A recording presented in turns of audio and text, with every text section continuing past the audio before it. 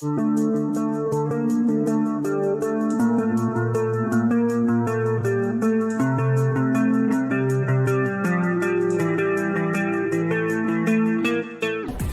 son prénom marqué sur le badge. Les pères aidants, vous allez les reconnaître, c'est facile, ils sont en bleu. Ceux qui ont un projet, les candidats, sont en vert. Et en jaune, c'est le poste. Sur Bordeaux, on a décidé de travailler sur la question de la paire aidance en sollicitant 5 pères aidants sur la question de la restauration, d'y associer des professionnels de ce secteur, de la formation, des professionnels de l'insertion par l'activité économique, des restaurateurs. Notre groupe de primo-arrivants qui a été sélectionné ont tous pour projet de travailler dans la restauration. On a prévu différents temps. Un premier temps où on expliquait quels étaient les objectifs de ce projet et quels étaient les différents métiers de la restauration. On avait prévu différentes animations pour que cette rencontre soit ludique. On peut faire un exemple, Wilfried, pour toi. Ça signifie quoi la cuisine? Qu'est-ce que ça représente pour toi? Voilà. C'est quoi la cuisine? It's free, c'est complètement libre. Ensuite, sur une deuxième partie, on a fait une journée où il était plus question des pères aidants et avec des petits groupes qui permettaient des temps d'échange direct entre les primo-arrivants et les pères aidants sur leur parcours par le biais de questions-réponses à partir de ce que eux avaient délivré de leur parcours et des conseils liés à leur expérience.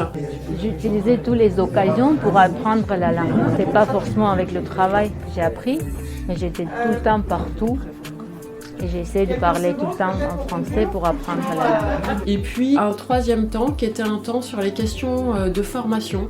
Les diplômes d'éducation nationale, on est sur 2 ans. Sur les titres professionnels, on est entre 1 an et 2 ans. Ça dépend en fait du niveau où vous êtes. Voilà. Et sur les CQP, on est sur 1 an. On va travailler en groupe derrière, ce qui sera peut-être plus facile de répondre plus précisément aux questions, mais par rapport également aux interprètes. Donc on peut commencer petit à petit, faire des petits métiers et apprendre, et regarder en fait, c'est surtout observer comment ça se passe dans les restaurants.